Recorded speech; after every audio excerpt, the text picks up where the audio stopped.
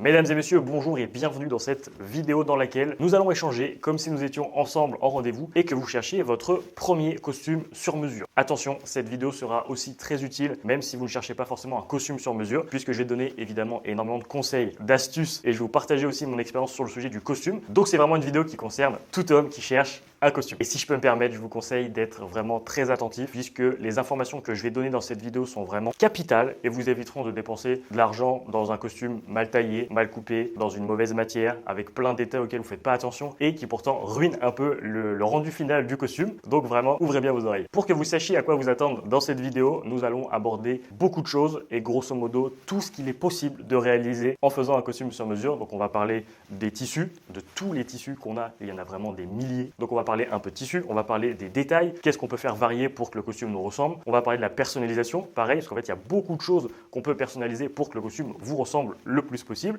Et chose essentielle, comment est-ce qu'on peut faire varier un peu tous ces éléments pour que le costume vous corresponde? C'est-à-dire que quelqu'un qui vient pour un costume pour le mariage, quelqu'un qui vient pour du business, quelqu'un qui vient pour se faire plaisir, quelqu'un qui vient pour une veste seule, quelqu'un qui commence, quelqu'un qui a déjà beaucoup de costumes dans sa garde-robe, tous ces éléments sont importants puisqu'on va varier les détails, la personnalisation, les tissus. Je vais conseiller des choses différentes à chacun et je vais essayer d'aborder un maximum de cas dans cette vidéo. Et d'ailleurs, s'il y a des choses dont je n'ai pas parlé, ce qui est possible, n'hésitez pas à me le faire remarquer dans l'espace commentaire qui est un lieu d'échange. Je lis évidemment tous vos commentaires. Ça peut me donner aussi des idées pour faire d'autres vidéos. Et n'hésitez pas aussi à échanger même entre vous si vous avez des avis divergents. Si quelqu'un cherche quelque chose et que quelqu'un d'autre a la réponse, n'hésitez pas à lui donner. C'est vraiment un espace commentaire. Donc c'est un espace d'échange entre vous et moi, mais aussi entre vous et vous. Avant de rentrer dans le vif du sujet, je vais évidemment me présenter. Donc je m'appelle Ivan et j'ai ouvert récemment la boutique Blandin et des Lois à Caen. On a fêté récemment nos 10 ans en charmante compagnie puisque c'était en votre compagnie. C'est une maison française qui a été créée par Charles et Cédric il y a du coup 10 ans, qui sont du coup mes associés sur la boutique de Caen. Et notre but c'est de proposer ce qu'on appelle de la demi-mesure. Pareil, j'y reviendrai je pense dans une autre vidéo parce que c'est un peu fouillis tout ce qu'on retrouve sur internet. Donc c'est de proposer la demi-mesure la plus accessible possible. Vraiment on fait tout pour la rendre la plus accessible possible, pour que vous ayez accès aux tissus les plus luxueux avec les plus beaux détails, les plus belles constructions, au prix le plus accessible. Et je me dois de faire un tout petit disclaimer dans cette vidéo. Je ne suis pas maître tailleur, le CAP tailleur n'existe plus. J'ai été formé évidemment à la prise de mesure, à l'analyse de la posture, on y viendra, mais je ne suis pas maître tailleur. Voilà. Pour les puristes, c'est des termes que je peux employer parfois pour simplifier la vision, mais je ne suis pas maître tailleur. Point aussi très important, cette vidéo n'est pas scriptée pour un rendu beaucoup plus naturel, voilà, comme si on était vraiment ensemble en rendez-vous. Donc j'espère que ça va vous plaire. Donc si vous êtes prêts, je vous en prie, installez-vous. Je vous sers un petit café et un verre d'eau et on est parti. Maintenant que vous êtes installés, on va pouvoir commencer du coup notre rendez-vous, notre échange, notre discussion. Et comme tout costume sur mesure, la principale chose et la première chose qu'on choisit et qui va déterminer beaucoup du reste, on va dire, de tous les détails qu'on va proposer, c'est le choix du tissu. Je vais commencer par rappeler un point qui me paraît très important, c'est que de manière objective, on a des tissus qui sont plus luxueux que d'autres. C'est-à-dire que c'est des tissus avec des fibres plus fines, des matières plus luxueuses, plus rares, plus chères aussi. Mais c'est important de le dire, c'est pas parce que c'est plus luxueux que c'est mieux ou plus adapté à votre besoin. Par exemple, quelqu'un qui veut se faire un beau costume pour son mariage, qu'il sait qu'il va le porter peut-être une fois pour l'occasion et peut-être une fois dans l'année, on peut se permettre d'aller sur des fibres qui sont très luxueuses, qui sont aussi un peu plus fragiles parce qu'on sait que ce n'est pas un port qui va être intensif. En revanche, quelqu'un qui vient me voir pour me dire qu'il veut un costume business, qui va en faire 2-3, qui va porter tous les jours, qui fait 2 pantalons parce qu'il sait justement, c'est un conseil que je donne souvent, pour ceux qui font des costumes business, faites toujours 2 pantalons. C'est la pièce qui s'use le plus vite et ça vous permet d'avoir du coup toujours le deuxième pantalon, de pouvoir alterner et de maximiser, on va dire, la durée de vie du costume. Sachant que si vous revenez X années après parce que le pantalon a un problème et que vous voulez qu'on refasse un pantalon, il se peut que ce ne soit pas exactement le même bain que la veste et qu'il y ait un léger écart. Ce n'est pas dramatique, mais bon, pour les business, c'est toujours mieux de faire 2 pantalons. Donc typiquement, un client business, on va pas du tout, enfin je ne vais pas du tout en tout cas, lui conseiller la même chose. Donc sur les tissus, si vous y connaissez un petit peu, vous savez qu'il y a un choix qui est astronomique, mais si vous y connaissez pas grand-chose, vous allez l'apprendre. Il y a des tissus avec des particularités qui sont juste incroyables et chaque liasse, chaque tissu a des propriétés, particularités bien différentes et je vais vous en parler aujourd'hui. Donc pour un premier costume, moi ce que je recommande, c'est toujours… alors premièrement, c'est de s'écouter, c'est-à-dire que moi, personnellement, voilà, j'ai tendance à recommander beaucoup le bleu parce que je trouve que le bleu, c'est ce qui se porte le plus facilement, qui va globalement à peu près à tout le monde. Ce n'est pas une pièce qui est très risquée. On peut se permettre de faire des détails un peu sympas avec la largeur des revers, des poches, etc. par exemple. C'est quelque chose qui est assez intuitif et assez facile. Donc pour un premier costume, j'aurais tendance à recommander un costume 2 pièces ou 3 pièces, peut-être même le 3 pièces, un bleu marine assez sobre. Après, ça c'est ce que moi je recommande, c'est ce que vous lisez en général un peu partout. Après, moi j'aime bien mettre beaucoup de nuances, c'est-à-dire que c'est un conseil qu'on donne pour que les personnes évitent de se tromper. Après, rien ne vous empêche de faire un premier costume qui n'a rien à voir avec du bleu. C'est-à-dire que moi j'ai des clients, des abonnés qui viennent, premier costume croisé. Déjà, c'est pas quelque chose qu'on recommande particulièrement, de faire un premier costume croisé en tout cas, mais moi j'adore les costumes croisés, tout le monde le sait. Et ça peut en inspirer certains. Donc si vous voulez un premier costume croisé, évidemment c'est possible. Moi j'ai des clients qui viennent faire des premiers costumes, c'est des gros pieds de poule en tweed. Voilà, donc il n'y a pas de vraies règles universelles, c'est surtout des conseils qu'on donne pour vous aiguiller au mieux. Mais le plus important, c'est que vous vous écoutiez. C'est le plus important de tout, il faut vous écouter. Il faut que le costume ressemble à qui vous êtes, c'est le plus important vraiment. De tout ce que je vais pouvoir dire aujourd'hui, le costume doit vous ressembler, doit vous représenter, vous devez être à l'aise dans le portant, il ne faut pas que vous vous sentiez déguisé, mais quand même essayez de penser un petit peu au futur. C'est-à-dire que peut-être que vous venez cette première fois-là parce que vous êtes invité à un mariage, peut-être que c'est votre mariage, peut-être que vous avez des entretiens, peut-être que c'est votre premier job. Pensez à cette occasion-là, mais pensez aussi à la suite, parce que des costumes les plus polyvalents, ça va être plus facile à porter et vous allez pouvoir les porter plus et vous allez pouvoir prendre beaucoup plus de plaisir. Ceci étant dit, je vais commencer par vous montrer quelques liasses parce qu'on en a quand même un sacré paquet. Alors ça, par exemple, c'est une liasse. Les liasses, en fait, ce qu'on appelle des liasses ou des bunches en anglais, c'est des sortes de petits carnets, échantillons de tissu. Voilà. On en a, je crois que j'en ai environ 70 en boutique. Donc 70, ça représente pas loin de 10 000 tissus, je pense. Donc vraiment, il y a du choix. Et dans chaque liasse, il va y avoir des particularités plus ou moins spécifiques. Donc par exemple, je vais commencer par vous montrer si jamais on part sur du bleu, parce que j'en parlais avant. Après, évidemment, je pense que je ferai des gros zooms, ça va être plus parlant pour vous. Donc sur du bleu, ça peut être des bleus plus ou moins prononcés. Vous allez voir que la texture est toujours un petit peu différente. Moi, je recommande toujours de toucher. La première chose que je demande justement, c'est de toucher le tissu. C'est-à-dire que ces tissus, ce qu'on appelle des tissus mesh ou obsac en anglais, c'est des tissus qui sont très aérés. Donc on voit un petit peu à travers. C'est pas transparent, mais l'idée c'est que ça laisse passer l'air. Donc dès qu'il va y avoir un courant d'air, un petit peu de vent, une petite brise, et qu'on est en été, ça fait vraiment plaisir. Mais ça a une main qui est un peu plus, pas sèche, pas rêche, mais c'est une main qui est un peu différente de ce qu'on voit d'habitude. Donc déjà, je commence toujours par faire toucher au client des tissus lisses et des tissus texturés pour voir déjà à la main ce qu'il préfère. Après, en boutique, j'ai déjà pas mal d'exemples aussi pour voir le rendu fini. Mais c'est déjà une première étape. Et donc, vous allez voir que sur des bleus, donc là, on a énormément de bleus et c'est dans une seule liasse. Donc, on a des bleus plus ou moins prononcés avec des textures plus ou moins prononcées. Là, c'est un bleu plutôt électrique. Là, c'est un beige avec du bleu marine et du bleu ciel. Vraiment, on a beaucoup de choix. Ça, c'est un bleu qui tire un peu vers le gris. Ça, c'est un bleu plutôt franc. Voilà, ça, on a vraiment énormément de choix. Donc, évidemment, en vidéo, on ne se rend pas bien compte du tout des textures, des différentes couleurs. Ça rend vraiment pas comme c'est en tout cas. Donc c'est pour ça que je conseille toujours de venir en boutique pour venir voir, toucher. L'idée c'est que vous pouvez faire ce qu'on appelle des rendez-vous découvertes, c'est des rendez-vous de 30 minutes en général à peu près, où vous venez, on échange, on prend un café, un peu comme aujourd'hui, on prend un café, je vous montre un peu tout ça, vous allez pouvoir voir les teintes, vous allez pouvoir toucher les tissus, et ça vous permettra de vous rendre compte un petit peu de l'amplitude de ce qui est possible. Et encore, je n'ai pas terminé, parce que là c'est qu'une liasse où il y a quand même pas mal de bleu. Donc, je ne vais pas tous vous les faire parce qu'il y en a vraiment énormément. La plupart des tissus que je vous ai montrés ici, c'est des tissus qui viennent d'un drapier. Donc un drapier, c'est un fabricant de tissus, pour faire plus simple, qui s'appelle Vitale Barberis Canonico. Ceux qui sont initiés connaissent un petit peu. On dit VBC aussi pour aller plus vite pour ceux qui sont vraiment initiés. Et donc Vitale Barberis Canonico, c'est une entreprise qui a commencé en 1663. Donc ça fait quand même un petit moment qu'ils font des tissus. Et ils sont situés à côté de Milan. On y a été tous ensemble avec toute l'équipe Blandin-des-Lois. C'était un super voyage. Donc c'était à côté de Milan, c'est une petite ville qui s'appelle Biella.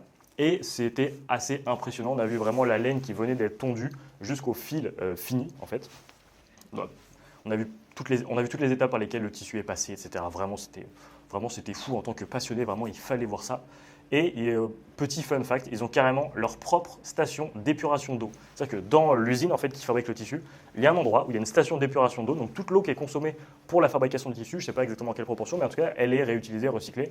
Il me semble que c'est à l'ozone. Je ne vais pas dire de bêtises, mais en tout cas, ils ont leur propre station d'épuration d'eau.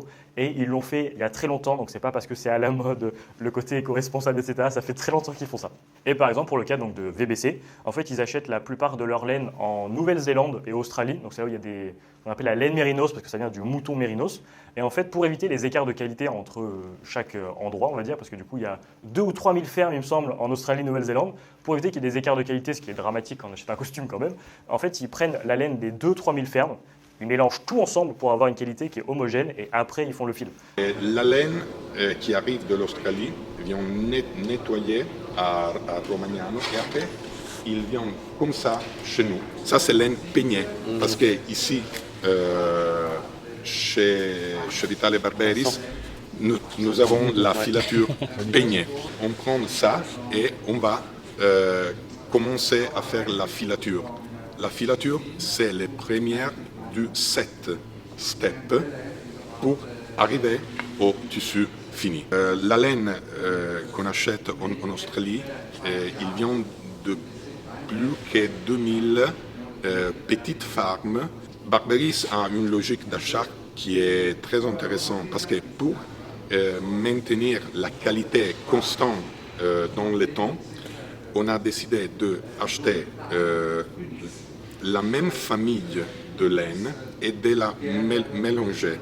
En s'y faisant, on peut réduire les risques d'avoir une laine qui est une saison plus qualitative, une autre saison moins qualitative. Pourquoi? Parce que la laine, c'est une matière première qui est naturelle.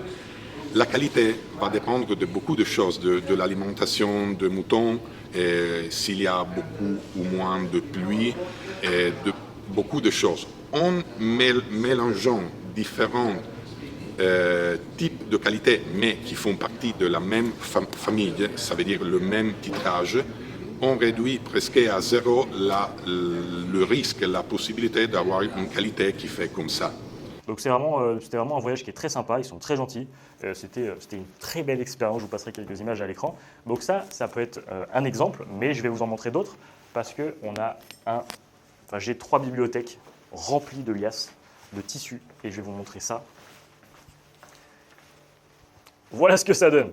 Donc là je vous ai montré une liasse, et vous en avez quand même énormément, donc il y a beaucoup de tissus. Parmi les liasses que j'aime bien, je travaille pas mal. Alors il y a la Fresco de chez Huddersfield, donc de chez Hardy Minis. C'est eux qui ont inventé cette matière. C'est pour ça qu'il y a un petit R ici, qui est une marque déposée. Donc c'est pour ça que les autres drapiers n'ont pas le droit d'appeler leur tissu Fresco. Donc par exemple chez Dormeuil, on va retrouver, ça c'est génial les petites boutonnières, on va retrouver la Tonic Wool, qui est un peu l'équivalent de la Fresco, mais chez Dormeuil avec une petite particularité que la Fresco n'a pas. Donc vous en parlerez après. Donc là, c'est des mains qui sont plutôt texturées quand même. Et si on veut quelque chose qui tombe bien et de plus lisse, on va dire, j'irai tac. Allez, celle-là, elle est sympa. Serge et Solana, elle est très chouette. Gabardine, très chouette aussi. En fait, les Anglais, ils sont quand même assez forts. Ouais, on va rester là-dessus parce que l'idée, c'est pas que je vous montre tout, parce qu'évidemment, il y en a pas mal. Je vais commencer par vous montrer un peu tout ça. Donc par exemple, dans la Serge et Solana, qui est un drapier donc anglais, enfin Hollandais Chéri, c'est un drapier anglais qu'on aime beaucoup travailler, qui font vraiment des choses très sympas. Vous avez aussi énormément de couleurs. Ouais, je ne sais pas si vous allez vous rendre compte, il y a énormément de couleurs. On a une main qui est assez douce, qui est très chouette, et c'est un tissu qui est en super 100. Donc on a un tombé qui est quand même plutôt net, c'est-à-dire qu'en fonction de la légèreté du tissu, le tombé est un peu différent. Sur les tissus plus légers, le tombé est beaucoup plus fluide, donc il peut y avoir un peu plus de plis par exemple, parce que c'est des plis de tissu qui est vivant, quoi. Donc il ne faut pas vous étonner s'il y a des plis. Et sur les tissus plus lourds, on va dire que ça tombe mieux. Donc là, par exemple, on est à 270 grammes. C'est des notions que vous allez peut-être voir sur des tissus, peut-être que des vendeurs vous en parleront, etc. Pour que vous ayez une idée, on va dire 260 grammes, 280 grammes, c'est un poids qui est plutôt intermédiaire, c'est-à-dire que l'été, quoi qu'il arrive l'été, vous allez avoir chaud, mais on aura un tombé qui est net et quand même avec un t-shirt ou des chemises en lin, pourquoi pas. Et l'hiver, avec un col roulé, ça fonctionne très bien aussi. Après, plus on descend en dessous de 260, plus c'est adapté à l'été, plus c'est léger, plus c'est fluide, plus ça fait des plis aussi. Le tombé est un peu plus naturel, on va dire. Et au-dessus de 300, 320 grammes, on commence à être sur des tissus d'hiver. Par exemple, les flanelles les plus légères, c'est la rugby flanelle que j'ai, je vous en parlerai un jour, vraiment, elle est extraordinaire cette liasse. Et c'est des flanelles à environ 280, 290 grammes. Donc c'est des flanelles très légères, mais après on peut aller sur des flanelles à 400, 450 grammes, vraiment ça peut monter très haut. Bref, je commence à m'éparpiller, il faut que je reste focus. Donc par exemple, dans la Serge et Solana, on a des matières qui sont très chouettes, donc c'est 100% laine évidemment, et il me semble qu'elle est ce qu'on appelle museling free, ouais, c'est un non-museling. En fait, c'est une certification qui est très importante pour moi et pour beaucoup de personnes en fait. L'idée c'est que, comment vous expliquer ça simplement? La laine vient du mouton. Voilà. Le mouton il vit dans des environnements plus ou moins naturels et dans ces environnements plus ou moins naturels, il peut y avoir des sortes de petites mouches ou moucherons qui se situent au niveau de l'arrière-train du mouton. Après, ils peuvent pondre des bêtes, etc. et ça peut avoir un impact sur la qualité de la laine. Certains ont trouvé une solution assez violente en fait pour résoudre ce problème, c'est qu'ils vont scalper l'arrière du mouton. Ce qui fait qu'avec les cicatrices, etc., il n'y aura plus tous ces mouches et moucherons. Donc c'est quand même extrêmement barbare. Donc cette certification certifie que ça n'a pas été fait comme ça et qu'il y a des remèdes qui ont été trouvés naturellement. Donc c'est quand même une belle certification. Après, chez Holland & Sherry toujours, donc là par exemple on est sur du Super 100, 120, 130, donc ça commence à être plus fin. Donc on aura des tombés qui sont plus légers, mais on a quand même une main qui est assez intéressante. Et il y a pas mal de très belles couleurs par exemple. Et donc ça, c'est des tissus que je recommande aussi. J'en ai fait quelques-uns dans cette classe. Elle est vraiment très chouette. Il y a des belles couleurs. Super 120, Super 130, ça commence à discuter. On est un peu plus léger, donc un peu plus adapté à l'été. Non, à 10 grammes de différence, franchement, vous ne verrez pas trop la différence. La Fresco dont j'ai parlé, j'ai fait une vidéo sur Instagram, n'hésitez pas à me suivre sur Instagram d'ailleurs, sur cette liasse. J'ai commencé par cette liasse parce que je la travaille énormément. Je pense qu'un costume sur 4 que je fais vient de la Fresco. Donc la Fresco de chez Hardimilis. Le Fresco, ça veut dire frais en italien. Fresco, frais. Et c'est une façon de tisser la laine qui a été inventée pour que l'été, quand il fait chaud, ce soit quand même assez agréable. Donc vous allez voir qu'on voit un tout petit peu à travers, c'est légèrement transparent pour laisser passer l'air, mais on a une main qui est assez rêche et c'est des tissus qui sont infroissables. C'est-à-dire que, attention démonstration, on froisse le tissu, il revient instantanément. S'il y a une légère froissure ici, c'est parce qu'il y a l'étiquette qui est en dessous. C'est des tissus qui tiennent très bien. Donc par exemple, pour des mariages où les mariés veulent une tenue impeccable toute la soirée, jusqu'à la fin de la soirée, le Fresco c'est très adapté. Et pour les clients business, même pour moi par exemple, c'est des tissus que j'aime bien travailler parce que forcément, on a un tombé qui est vraiment propre et ils ont une très belle gamme. Donc il y a beaucoup d'unis, c'est beaucoup de costumes unis, mais il y a quand même quelques couleurs aussi très intéressantes pour faire des dépareillés. Il y a des très beaux bordeaux, des très beaux...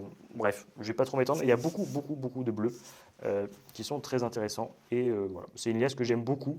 Donc c'est un tissu qui est breveté, déposé. C'est un peu comme le Perfecto. Le Perfecto, les autres marques que Shot, je crois, n'ont pas le droit d'appeler leur Perfecto. C'est pour ça que normalement ils devraient l'appeler blouson en cuir ou des choses comme ça, parce que c'est une marque déposée. Et donc par exemple, chez Dormeuil, j'ai un costume de chez Dormeuil, d'ailleurs j'ai fait des photos, je vous le passerai à l'écran.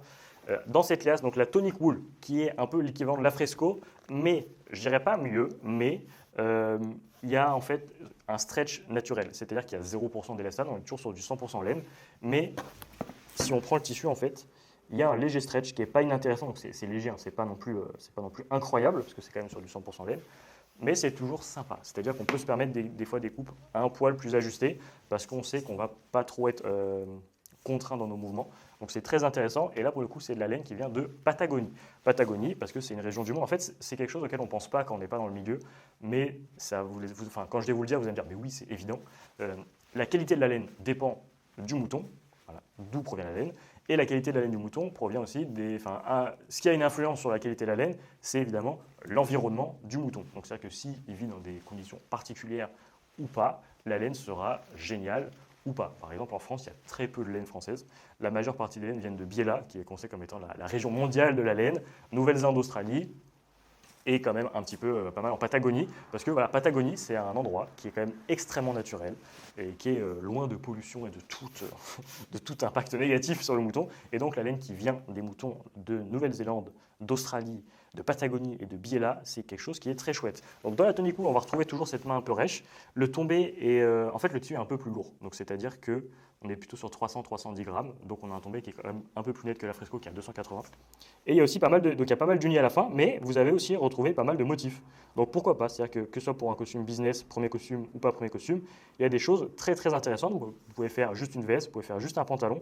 Il y a des choses vraiment très intéressantes dans la Tonic Wool de chez Dormeuil. Dormeuil d'ailleurs qui est une maison française, c'est-à-dire que tous les tissus dont je vais vous parler sont des maisons anglaises et italiennes. Dormeuil, c'est 3 frères, donc les frères Dormeuil, et donc Cocorico, c'est le seul draping, il me semble, français que j'ai. Donc je préfère le mentionner. Donc là, je vous ai parlé un peu des tissus. L'idée, encore une fois, c'est pas que vous ayez un coup de cœur sur un tissu aujourd'hui. L'idée, c'est plus que quand vous n'êtes pas dans le milieu, vous ne savez pas du tout ce qui est possible de faire. Vous n'avez aucune idée de l'étendue de l'offre. Et donc là, ça vous permet de vous montrer que déjà avec 4 liasses, on a un choix qui est quand même astronomique. Vous allez avoir plein de textures différentes, plein de mains différentes, plein d'épaisseurs différentes. Et encore, je ne vous ai pas tout montré. Donc c'est surtout ça le but, c'est de vous montrer que quasiment tout est possible. On a énormément de choix. Chaque tissu a ses particularités, chaque tissu est unique. Donc fiez-vous aussi et demandez des conseils et de l'aide en fait à la personne avec qui vous parlez pour vous renseigner au mieux. Donc en fonction de l'usage, on va adapter. C'est exactement ce que je disais. Costume business, on va avoir des choses peut-être plus sur la Tonic Wool avec un léger stretch, un tombé qui est très net et qui tombe très bien. Quelque chose pour un mariage en été qui est quand même une période où il fait un peu plus chaud, pourquoi pas partir sur des tissus un peu plus légers avec une armure un peu plus aérée, etc. Et donc le prix du costume dépend globalement beaucoup du prix du tissu. C'est-à-dire que en fait, les prix des costumes dépendent pas mal des prix au mètre de ces tissus-là. Il y a une vraie corrélation. Et c'est quelque chose que j'aime bien mentionner parce que dans le monde du vêtement, c'est pas toujours le cas. C'est-à-dire que là, vraiment, il y a une très forte corrélation entre la qualité du tissu, le prix du tissu et le prix final. Et j'aime bien ça parce que ça remet la matière au cœur du sujet. Et moi, en tant que passionné de tissu et de matière, c'est quelque chose qui me fait très plaisir. Donc voilà, le tissu est à l'honneur. Chose qui, en prêt-à-porter, est vraiment loin d'être le cas. Il n'y a aucune corrélation en général entre le tissu et le prix final. Souvent, en prêt-à-porter, c'est des matières en polyester, viscose, élastane. C'est souvent ces choses-là. Donc, c'est des tissus qui coûtent vraiment la bulle. Donc, le prix n'a rien à voir en fait avec ça. Et dans le luxe, c'est pareil. C'est-à-dire que, évidemment, dans le luxe, ils travaillent des plus beaux tissus quand même en général.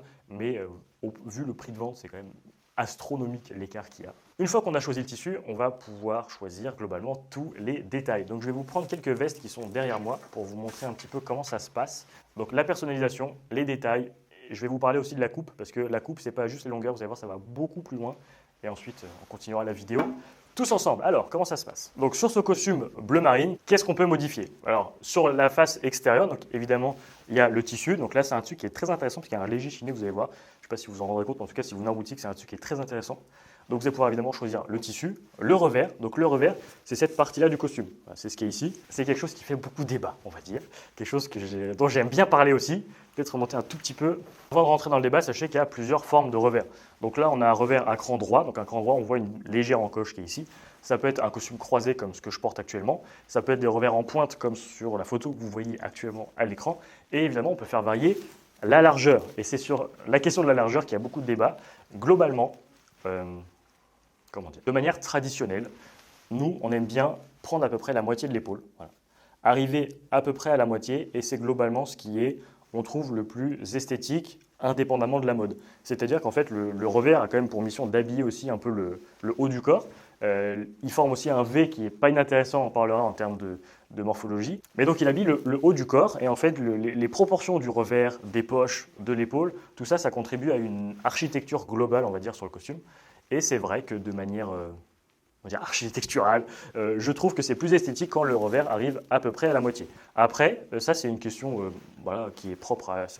C'est une réponse qui est propre à chacun. Certains aiment les revers très larges, voilà, c'est mon cas. Je sais que c'est pas une question de mode, mais je trouve ça plus esthétique sur moi. Voilà, je préfère les revers très très larges. Je sais que vous êtes nombreux aussi à préférer les revers très très larges. Certains préfèrent les revers qui sont très très fins, donc ce serait des choses vraiment plutôt comme ça. En fait, globalement, c'est un designer, Hedi Slimane, qui est arrivé chez Dior, qui avait une morphologie assez svelte, on va dire, et je ne sais pas trop pour quelle raison.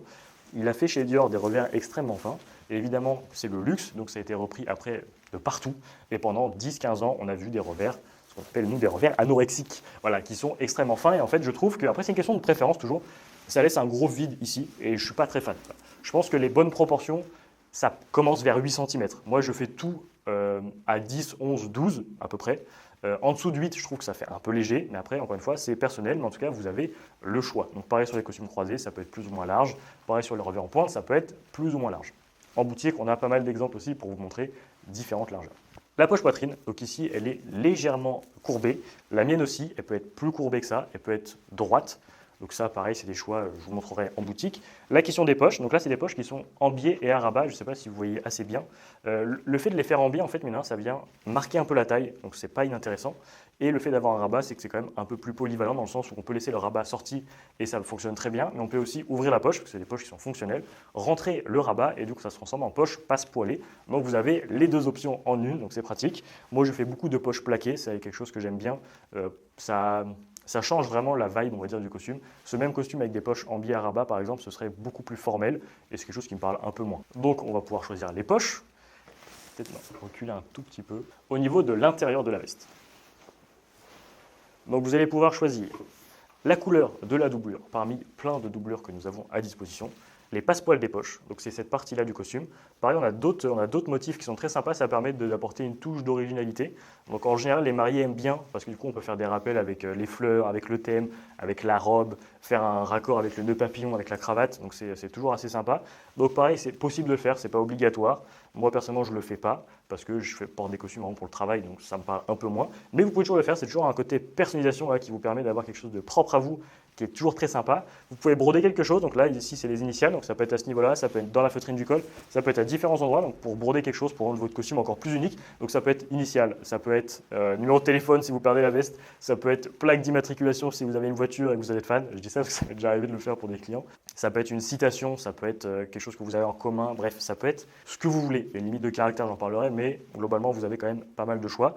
Sur le pantalon, pareil, on a pas mal de choix, donc on peut faire sans pince, une pince, deux pinces, ajusteurs latéraux, ceinturage décalé, on peut poser des boutons pour des bretelles, parce que moi j'adore porter les bretelles, mais on fait des vraies bretelles, donc pas avec les petits clips, avec des boutonnages, donc il faut un pantalon qui peut accueillir ce boutonnage, donc on pose des boutons pour bretelles, et voilà. Globalement ça c'est sur l'extérieur, on va dire, du tissu qu'on peut personnaliser, l'extérieur qu'on peut personnaliser.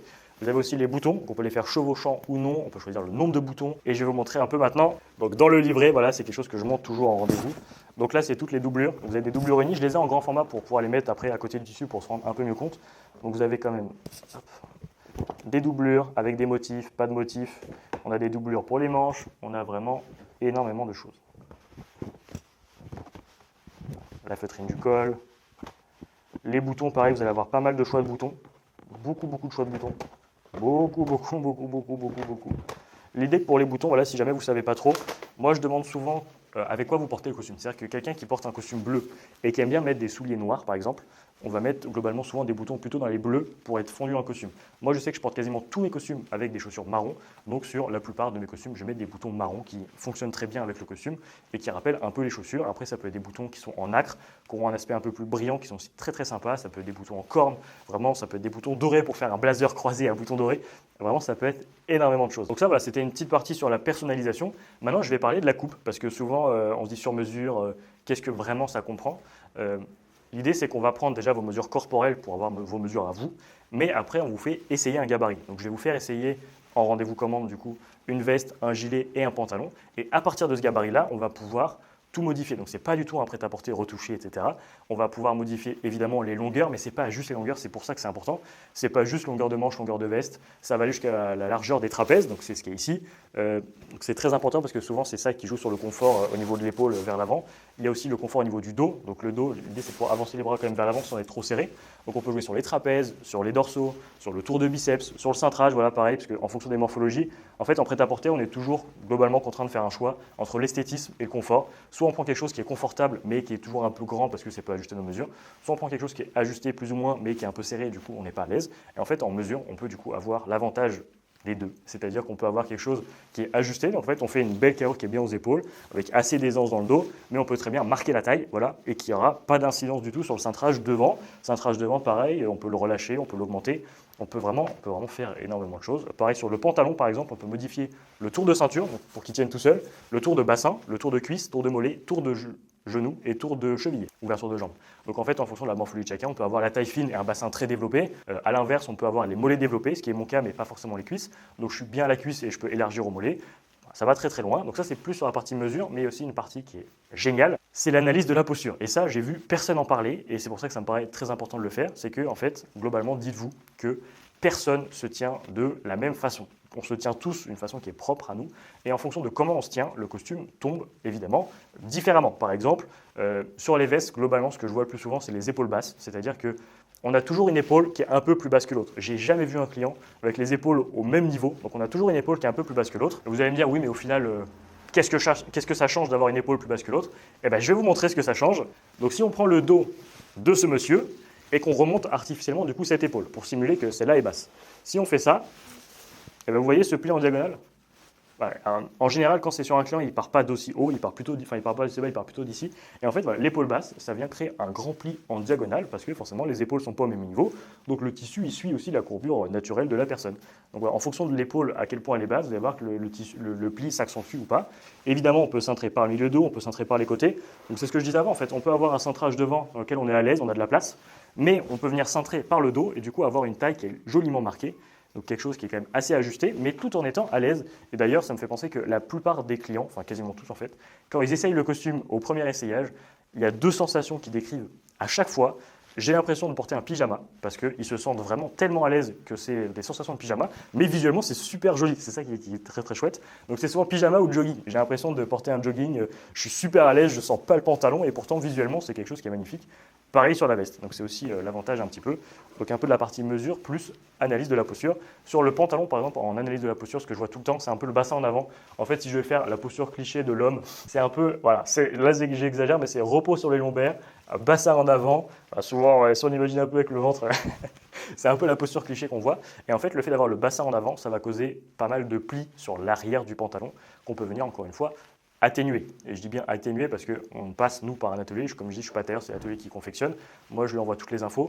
On fait tout pour que ce soit le plus net possible. Après, on peut reprendre en retouche pour que ce soit super, super joli. Mais évidemment, on n'est pas à ce qu'on appelle en grande mesure. On est sur des costumes qui ne coûtent pas 5, 6, 7 000 euros. Donc, c'est pour ça que j'utilise le mot atténuer. Ça ne peut pas être chirurgical. En plus, ça dépend aussi du tissu. C'est-à-dire que sur des tissus légers, c'est évident qu'il va y avoir des plis. Mais notre rôle, voilà, c'est de prendre les mesures le mieux possible, évidemment, d'analyser la posture au mieux possible pour les prendre en compte pour que le tombé soit vraiment incroyable. Donc c'est ça globalement qui fait vraiment la différence comparé à un costume qu'on pourrait retrouver en prêt-à-porter. Et d'ailleurs la première question, ça c'est tous ceux qui sont passés le savent, la première question que je pose déjà à la commande avec le gabarit et même à l'essayage, c'est comment est-ce que vous vous sentez? Parce que c'est pour moi le plus important, c'est-à-dire qu'on porte tous le costume de manière différente. Certains l'aiment très près du corps, même si c'est serré, c'est pas grave. Ceux qui vont à la musculation, ils aiment bien qu'on voit les biceps assez marqués. D'autres vont préférer des coupes plutôt droites, plutôt amples, voilà, plutôt classique. D'autres, voilà. La coupe, en fait, et la façon de porter le costume, c'est vraiment propre à chacun. Et même sur la même personne, ça peut varier. C'est-à-dire que moi, sur mes costumes, j'ai pas la même coupe partout en fonction du tissu, de ce que je veux. J'adapte la coupe en fait à mon envie. Et en fait, c'est quelque chose qui est extrêmement personnel. Donc moi, je vois beaucoup de choses par rapport aux mesures, par rapport au cintrage, par rapport à la posture. Mais le plus important, c'est comment est-ce que la personne se sent. Donc si la personne se sent, moi, je trouve des fois un peu serré, mais que c'est comme ça qu'elle aime porter le costume, c'est comme ça qu'elle portera le costume. Moi, je suis là pour accompagner, aiguiller, conseiller au maximum, mais c'est la personne qui décide. Je ne suis pas là pour imposer mes choix, je ne suis pas là pour faire mon costume sur quelqu'un d'autre, sinon je ferais des croisés à tout le monde, ce serait vite vu. Donc voilà, c'est aussi ça mon rôle, et c'est aussi ça qui fait la différence entre le costume en sur-mesure et en prêt-à-porter. Je vais rester debout pour vous parler d'un autre sujet qui fait aussi un petit peu varier le prix d'ailleurs, c'est la construction même du costume et de la veste. En fait, c'est quelque chose d'assez technique, mais dites-vous que quand vous voyez par exemple un tissu ici, vous prenez cette liasse, vous voyez ce tissu, vous dites mais c'est quand même vachement léger pour faire un costume. Ça ressemble presque à un tissu de chemise. Et vous avez raison, ça ressemble à un tissu de chemise. C'est pour ça qu'en fait, dans les entrailles de la veste, donc vous avez la couche extérieure que vous voyez là, vous avez la doublure, mais entre cette face et cette face, si on écarte un petit peu le tissu, vous avez quelque chose dedans, ce qu'on appelle un plastron, donc sur le corps de la veste. C'est ça qui va structurer la veste et c'est ça qui va donner le corps à la veste. Et c'est ça qui va aussi déterminer sa longévité. En prêt-à-porter, 90% voire plus des costumes sont dits thermocollés, c'est-à-dire que sur la face à l'intérieur, en fait, ils prennent une toile de thermocollant qui est une toile quand même assez rigide, qui viennent coller à la vapeur, comme ça sur le tissu. Et ce qui donne cette structure, c'est un rendu qui est quand même plutôt cartonneux. Ça a évolué depuis l'existence du thermocollant. C'est plus rapide à faire, c'est pour ça que c'est plus économique aussi. Et c'est vrai que bon, c'est un tombé qui est complètement différent, c'est beaucoup plus rigide. Et la question, c'est surtout dans le temps, c'est-à-dire que dans le temps, eh ben, ça va commencer à potentiellement faire des cloques, parce qu'en fait, c'est collé, donc avec la chaleur-vapeur. Le costume, vous allez le porter, vous allez l'emmener au pressing. Donc le pressing, c'est de la vapeur. Et la vapeur, ça décolle la colle. Donc globalement, vous allez peut-être voir des petites cloques qui peuvent apparaître à certains endroits. C'est pour ça qu'en termes de longévité, les costumes en prêt-à-porter, ce n'est pas évidemment l'idéal. Après, il y a une deuxième construction qui est dite traditionnelle, ce qu'on appelle aussi l'intégralement entoilé, c'est-à-dire que du haut de la veste jusqu'en bas, vous avez 0 point de colle. Il n'y a pas de colle, 0. C'est une toile tailleur qui est souvent en crin de cheval ou crin de chèvre aussi d'ailleurs. Et d'ailleurs, c'est l'atelier qui adapte en fonction du tissu. Ils ne vont pas mettre la même toile tailleur pour adapter vraiment au mieux. Donc c'est une toile qui est à l'intérieur, qui est libre, qui est cousue. C'est pour ça qu'on voit souvent des fils de bâti ici quand le costume intégralement entoilé arrive. Je crois que j'en ai un, je vais vous montrer. Hop là. Donc par exemple sur ce costume donc, qui est intégralement entoilé avec une épaule assez sympa. Donc vous allez voir les fils de bâti ici qui s'enlèvent évidemment, mais c'est parce que le costume est intégralement entoilé. Ça arrive toujours comme ça. Donc l'avantage évidemment du costume intégralement entoilé, c'est évidemment sa longévité. C'est pour ça qu'on appelle ça un montage traditionnel. C'est vraiment comme ça que c'était fait à l'ancienne, vraiment par les tailleurs. C'est vraiment le montage traditionnel. C'est un tombé qui est beaucoup plus souple, beaucoup plus naturel, qui va se mouler plus facilement à votre morphologie et c'est aussi un petit peu plus léger. Donc quand il fait chaud, c'est très adapté. Et ensuite, on a une sorte d'entre-deux, ce qu'on appelle le montage semi-traditionnel ou donc semi-entoilé. Et donc c'est un entre-deux, c'est-à-dire qu'on a une toile tailleur, donc en crin de cheval qui vient s'arrêter à peu près sous les pectoraux, à peu près au niveau du boutonnage, donc juste sur cette partie-là, avec un léger thermocollant qui vient aussi jusqu'en bas. Donc on a toujours le thermocollant léger qui vient jusqu'en bas, mais on a aussi une toile tailleur qui vient se fixer sur le buste, sur les pectoraux de la veste. Donc ça, c'est aussi la construction qui est importante. On n'en parle jamais en vidéo, on n'en parle jamais en boutique. J'ai jamais vu quelqu'un qui m'en parlait en boutique. C'est quelque chose qui est assez technique, mais ça me paraissait important d'en parler parce qu'il y a des vrais avantages pour vous à choisir la meilleure construction possible. Je vais laisser ce monsieur ici, je vais me rasseoir, je vais vous descendre avec moi. Comme je sais que ma boutique est à Caen et que vous n'êtes pas tous de Caen, beaucoup d'entre vous sont à Paris, en 2 heures ça se fait. Saint-Lazare, Caen, 2 heures, c'est réglé. Sachez quand même que tout ce dont j'ai parlé est vrai pour toutes les autres boutiques Blanc-Main-des-Lois. Ça se passe comme ça dans toutes les autres boutiques. Mais il y a encore une chose très importante dont on n'a pas parlé avant d'aborder la question du budget, c'est de la personne qui vous accompagne. Parce qu'en fait, c'est quand même très essentiel. C'est vraiment super important. Le costume, c'est un rendu fini, mais c'est aussi une histoire de personne. C'est des moments que vous allez passer avec la personne qui vous accompagne. Vous avez peut-être le rendez-vous découverte qui va durer 30 minutes, 1 heure. Vous avez le rendez-vous de commande qui va durer 1h30, 2 heures. Vous avez 1, 2, 3 DCH si nécessaire. Vous allez passer beaucoup de temps avec cette personne. Donc, je vous conseille de choisir la personne avec qui le feeling passe le mieux. Mais ce n'est pas juste pour une question de feeling, c'est aussi que, en fait, on n'est pas dans votre tête. On ne sait pas exactement ce que vous voulez. On ne sait pas exactement ce que vous attendez. Et en fait, c'est pour ça que moi, je prends beaucoup de temps pour échanger avec la personne, pour discuter, pour comprendre un peu quelles sont ses habitudes, qu'est-ce qu'il attend du costume, qu'est-ce qu'il attend du rendu, pourquoi il achète un costume sur mesure, qu'est-ce qui est le plus important pour lui sur un costume, pour cerner au mieux la personne. Et en fait, plus la personne avec qui vous faites le costume vous a cerné, comprend vos besoins, comprend le but de votre costume, plus il va pouvoir travailler le costume de telle sorte à ce que ça corresponde à vos attentes, ce qui est quand même la base. Vous êtes là pour avoir un costume sur mesure qui corresponde à ce que vous êtes venu chercher. Et ça passe par le relationnel, ça passe par les dialogues. Donc si vous avez des choses à dire, surtout n'hésitez pas à les dire. Moi, je suis là vraiment pour vous poser un maximum de questions, pour échanger au maximum, pour cerner au mieux vraiment vos attentes. Et c'est pour moi très essentiel. Et honnêtement, si ça se passe mal déjà dès les premiers rendez-vous, que ce n'est pas incroyable avec la personne, faites attention, ça peut très bien se passer. Il n'y a pas de raison. Le costume peut être très très bien et c'est vraiment pas incompatible, mais c'est quand même plus sympa parce qu'une fois que le costume sera terminé, que vous allez avoir fait 1, 2, 3 essayages et que vous allez repartir avec votre housse, votre cintre, fièrement avec votre costume, vous allez donc porter ce costume, mais vous allez surtout vous souvenir du moment, vous allez vous souvenir de l'expérience que c'était parce que rares sont les personnes qui font ça plusieurs fois par an, plusieurs fois dans leur vie. Donc c'est un moment qui est quand même très particulier, surtout si c'est pour des occasions particulières. Donc vous allez vraiment vous rappeler de ce moment. Voilà. Donc autant que ce soit un bon moment. Je vais vous parler maintenant de la question du budget, mais juste avant, n'hésitez pas à laisser un like sous la vidéo. Voilà, n'hésitez pas à laisser un j'aime. C'est intuitif, mais c'est vraiment un indicateur qui montre si vous avez aimé ou pas la vidéo, si vous avez aimé les échanges, tout ce dont je vous ai parlé. Donc n'hésitez pas à laisser un like, ça m'aide beaucoup comme indicateur sur la vidéo et ça aide aussi pas mal le référencement. Donc voilà, n'hésitez pas à m'envoyer de la force, ça me motivera aussi à faire plein d'autres vidéos parce que j'ai vraiment plein de choses à vous dire. La vidéo est déjà très très longue, donc ça montre vraiment que j'ai beaucoup de choses à vous dire et encore je me restreins pas mal. Donc n'hésitez pas à laisser un like et n'hésitez pas aussi à partager cette vidéo à quelqu'un de votre entourage qui est intéressé par les costumes. Je suis sûr que vous connaissez soit un passionné, soit quelqu'un qui va se marier, soit quelqu'un qui travaille en costume. Donc n'hésitez pas à leur partager la vidéo, ça me soutient énormément et c'est une vidéo qui est d'intérêt public. Voilà. Je pense que les costumes sur mesure devraient être remboursés par la Sécu. Maintenant, la question du budget, voilà, c'est un peu un élément aussi central.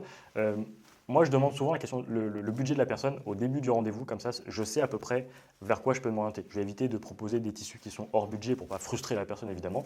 On a des budgets qui s'adaptent vraiment à tous, c'est-à-dire qu'on peut avoir des costumes 2 pièces à 700 € à peu près, mais on peut aussi avoir des costumes 2 pièces à 2000 €, ça dépend vraiment de ce que vous voulez, sur des cachemires ou des laines super 170. Donc, on adapte vraiment le tissu et la proposition au budget de la personne. C'est compliqué aujourd'hui de vous donner un budget fixe parce que les prix bougent beaucoup. Voilà, en Italie, c'est incroyable. Je vous parlais de Vitale Barberis, ils payent plusieurs millions d'euros d'électricité par an. Et en Italie, le prix de l'électricité a fait x6. Donc c'est quand même astronomique. Donc évidemment, ça se répercute un petit peu. Mais pour vous donner une fourchette, à l'heure actuelle, donc là, on est le 22 juin à l'heure où je tourne 2023. Vous pouvez vous attendre sur une moyenne. On va faire une moyenne. Sur un 2 pièces, vous allez être en moyenne à 750-800 € à peu près. Sur un 3 pièces, ça va être vers les 1000-1100 € en général. Ça peut être un peu moins sur quelques tissus. Ça peut être un peu plus sur d'autres. Voilà les tissus que je vous ai présentés dans l'alias Blanc-Main-des-Lois. Qui est ici, on est en général vers les 1100-1200 € à l'heure actuelle sur un 3 pièces. Sur certains tissus. Sur la Tonic Wool, par exemple, ça va être un peu plus. Je pense qu'on va être vers les 1300, 1400. Ça va être à peu près dans ces eaux-là, voilà, pour que vous ayez une idée maximum. Sachant que le tarif inclut le tissu. Ça inclut 99% des détails dont je vous ai parlé. C'est-à-dire que tout ce dont je vous ai parlé, donc sur la doublure, les boutons, les poches, les revers, etc., c'est inclus. C'est-à-dire qu'il n'y a pas de surprise à chaque choix. Ce n'est pas à chaque choix bouton, on rajoute 50 €. Il y a quelques options qui sont en surcoût. Par exemple, les boutons en nacre. Voilà, les boutons en nacre, ça coûte beaucoup plus cher. Enfin, ça coûte plus cher qu'un bouton standard, on va dire. Donc la nacre, c'est plus cher, donc ça fait un léger surcoût. Si vous voulez faire un dos de gilet, par exemple, dans le tissu du costume, ça consomme plus de tissu, donc évidemment il y a un léger surcoût, mais globalement il y a quelques petites options et c'est vraiment c'est mineur. Vous n'allez pas vous retrouver avec 300 € d'options à la fin du rendez-vous. Et évidemment c'est toujours mentionné, donc c'est pas non plus une surprise, c'est pas vous choisissez tout, à la fin du rendez-vous c'est surprise, vous avez 300 € d'options, ça se passe vraiment pas comme ça. C'est vraiment, j'en parle toujours, il y a des options qui peuvent être très intéressantes, par exemple la poche téléphone, voilà, c'est une poche spécifique qui est sur le corps de la veste, sur les flancs, qui évite voilà, aux messieurs de mettre le téléphone dans la poche intérieure qui va abîmer le plastron. Donc c'est une poche vraiment spécifique, ça peut être des poches zippées. Moi c'est quelque chose que je fais pas mal parce que je porte pas mal de porte-cartes, des choses comme ça. Donc je zippe comme ça, même quand j'enlève ma veste, je la porte sous le bras. Les effets personnels restent dans la veste. Donc il y a quelques options. Mais si je récapitule, environ 750-800 € sur un 2 pièces, 1100-1200 € sur un 3 pièces. Et c'est une moyenne. Voilà, c'est une moyenne, ça peut être un peu plus, ça peut être moins. C'est pour ça que je vous conseille de faire des rendez-vous découvertes pour voir un petit peu comment ça se passe, voir un peu les différents tissus, toucher, constater, comparer. Et voilà. En général, ça se passe toujours bien. Et c'est vrai que sur le costume, au-delà du budget, en fait, j'ai conscience que c'est quand même un budget. Mais c'est aussi une très belle expérience, honnêtement. Les gens qui sont venus, je vous laisse regarder les avis sur Google. Je pense, sur les avis que j'ai actuellement, un avis sur deux mentionne le mot expérience parce que c'est quelque chose qui est génial. J'ai été client avant d'ouvrir la boutique, donc je sais parfaitement ce que ça fait d'être client. Je sais ce que ça fait de choisir un peu tout ça. Je sais ce que ça fait de repartir du rendez-vous en se disant est-ce que ça va être bien, est-ce que j'ai fait le bon choix, est-ce que c'est le bon bleu, etc. Ça se passe toujours bien et c'est vraiment une expérience qui est géniale. Et en fait, un costume, on n'y pense pas, mais c'est un costume 3 pièces par exemple, mais c'est aussi une veste seule que vous allez pouvoir porter avec un t-shirt, avec une chemise, avec un jean, avec un chino, avec un autre pantalon de costume. Le pantalon, en fonction de la longueur que vous choisissez, vous allez le porter de manière complètement différente. Ça peut être avec des mocassins, des derbies, des Richelieu, des sneakers plutôt minimalistes. Ça peut être fait dans plein de choses avec un t-shirt. Un costume 3 pièces, c'est aussi un costume 2 pièces. Donc si vous êtes invité au mariage de quelqu'un d'autre, vous mettez la veste, le pantalon sans le gilet. Si vous voulez mettre le pantalon avec le gilet mais sans la veste, c'est possible. Vous avez un champ des possibles qui est vraiment énorme. Donc c'est un costume 3 pièces, c'est un 2 pièces, c'est un gilet, c'est une veste, c'est un pantalon et ça vous permet de couvrir énormément d'occasions de la vie. Et donc c'est pour ça que voilà, je recommande vraiment le costume 3 pièces aussi en premier costume. Ce que j'aime bien aussi dans le sur-mesure, c'est que c'est une façon complètement différente de consommer. C'est-à-dire que vous venez, il y a 6 à 8 semaines, on va dire, de délai de confection sur un costume. Il y a 1, 2, 3 essayages si besoin. Et il y a l'attente. Et en fait, c'est ça qui est bien, c'est que le costume est fabriqué exclusivement pour vous. C'est marqué dans l'étiquette, fabriqué exclusivement pour, avec nom et prénom. C'est un costume qui est fait juste pour vous, à votre demande. Et en fait, même si l'industrie du vêtement, c'est une industrie qui pollue beaucoup, le sur-mesure, c'est complètement à part parce qu'on n'a pas de stock. On fait les produits à la demande, donc il n'y a pas de surconsommation, il n'y a pas de surproduction, il n'y a pas de stock vacant qui est là, qui ne sert à rien. On fait à la demande. C'est aussi des costumes qui sont durables parce qu'évidemment, c'est des costumes, honnêtement, ça dure une dizaine d'années facile, vraiment facilement si vous ne faites pas n'importe quoi avec. Donc, c'est des costumes qui durent beaucoup, dans le temps. C'est des costumes que vous allez pouvoir adapter aussi à votre évolution, c'est-à-dire que sur 10 ans, le poids, il peut bouger un petit peu. Si vous perdez beaucoup, on peut cintrer. Si vous prenez un petit peu, on peut relâcher. Si vraiment il y a par exemple un désastre, voilà, vous tombez, je ne sais pas, dans un escalier et vous arrachez complètement le bras, on peut poser des coudières si c'est au niveau du coude. Si c'est tout le bras qui est arraché, je peux demander à l'atelier de me relancer un bras, par exemple. Voilà, c'est possible. Donc, on relance un bras, on refixe le bras, on relance le pantalon. Et en fait, ça permet d'avoir vraiment quelque chose qui dure vraiment dans le temps. Et c'est quelque chose qui est aussi très chouette. Voilà, c'est quelque chose qui est important parce qu'il y a une stat comme ça, je crois. En prêt-à-porter, les personnes portent 6 à 7 fois le vêtement avant de le jeter. 6 à 7 fois. C'est ridicule. Là, c'est des costumes que vous avez portés une dizaine d'années, de tellement de façons différentes, qui va vous accompagner dans la vie à différents événements. Et je trouve ça juste magnifique. Je sais que je me suis un peu étendu, je sais que j'ai parlé de beaucoup de choses, peut-être que vous êtes un petit peu perdu. N'hésitez pas à me dire dans les commentaires déjà ce que vous avez pensé de la vidéo. S'il y a des sujets que je n'ai pas mentionnés, dont je n'ai pas parlé, dites-le moi encore une fois en commentaire, je ferai sûrement d'autres vidéos. Dites-moi ce que vous pensez du format vraiment en mode discussion, en mode beaucoup moins de montage, vraiment discussion comme si on était ensemble. Ça m'intéresse énormément, j'espère encore une fois que ça vous a plu. Laissez un like, abonnez-vous, partagez la vidéo. Ça me fait plaisir de vous retrouver en tout cas, et je vous dis à très bientôt pour une nouvelle vidéo. Restez souriants et élégants, c'était Ivan.